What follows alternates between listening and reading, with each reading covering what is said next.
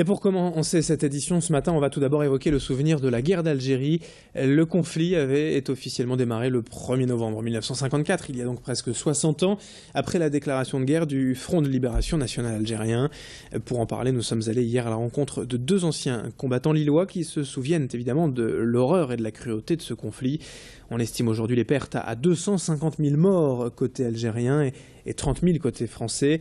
La guerre d'Algérie a duré un peu plus de 7 ans et surtout elle a laissé de profondes cicatrices dans l'histoire et relations entre les deux pays et les deux peuples. Jean-Marie Line et Camille Duponchel sont deux membres de la Fédération des anciens combattants d'Afrique du Nord et ils nous racontent leurs souvenirs au micro de Macha Grunessen. Je crois que le souci qu'on a maintenant à l'AFTACA, c'est de dire la guerre, c'est pas qu'on ne veut plus en parler, la guerre est finie. Maintenant il faut penser justement aux gars qui sont revenus là-bas, qui ne sont pas revenus de là-bas justement. Il y en a 30 000 à peu près qui sont morts là-bas.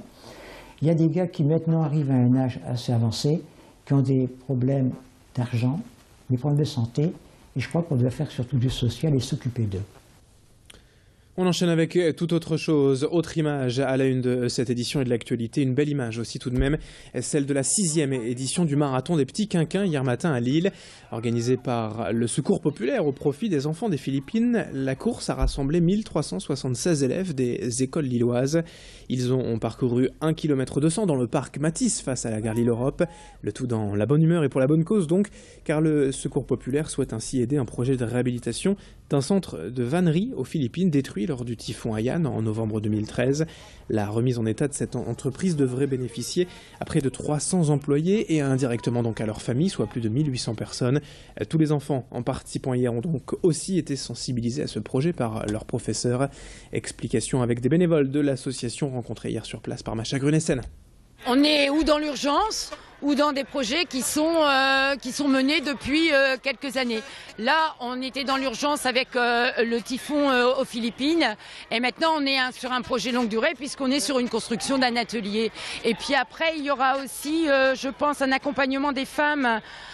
Il y aura une garderie également pour les enfants qui sera créée pour que les femmes puissent travailler. 7h33 en direct sur Grand Lille TV dans cette édition. On retourne également en images sur la manifestation hier des salariés de la CARSAT à Villeneuve-d'Ascq. Les agences du Nord sont fermées depuis 2 semaines déjà pour faire face aux trop nombreux dossiers en attente.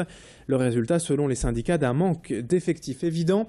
Selon la CGT, aujourd'hui, près de la moitié des salariés partant en retraite ne sont pas remplacés. Et la surcharge de travail est devenue telle que les employés ne peuvent plus répondre correctement à la demande des assurés. D'où cette fermeture durant 15 jours pour essayer de rattraper quelques 3000 dossiers en retard. La direction confirme d'ailleurs ce chiffre de 50% de non-remplacement, mais explique aussi que les demandes sont de plus en plus importantes avec le baby-boom et un nombre croissant de salariés qui partent en retraite ces dernières années. Écoutez les explications de la DRH de la CARSAT au micro de Céline Huret. Nous vivons aujourd'hui une situation très particulière puisqu'effectivement nous connaissons une charge de travail extrêmement importante liée au baby boom et à une augmentation extrêmement importante des demandes de départ en retraite. Je pense que les manifestations, c'est la volonté effectivement d'exprimer peut-être plus à l'État qu'à la direction de la CARSAT la volonté effectivement de maintenir un service public de qualité. Donc ça effectivement je pense que c'est important et que nous faisons tout et nous organisons effectivement toute la CARSAT pour faire en sorte que nos assurés sociaux soient le mieux et le plus vite servis dans la situation actuelle. On enchaîne dans ce journal avec aussi la belle histoire de Barbara Liétard, cette quadra émoise qui a tout quitté il y a un peu plus d'1 an pour se lancer dans la pantoufle. Avec sa marque, la pantoufle à Pépère, elle a remis au goût du jour la vieille charentaise. Et aujourd'hui, c'est un carton. Barbara annonce un chiffre d'affaires de 100 000 €, plus de 10 000 pantoufles livrées et 70 points de vente en France. Son créneau, c'est donc la charentaise, plutôt haut de gamme, 50 € la paire. Mais ici, on est bien dans l'artisanal à l'ancienne, made in France, avec tout de même un look moderne et restylé.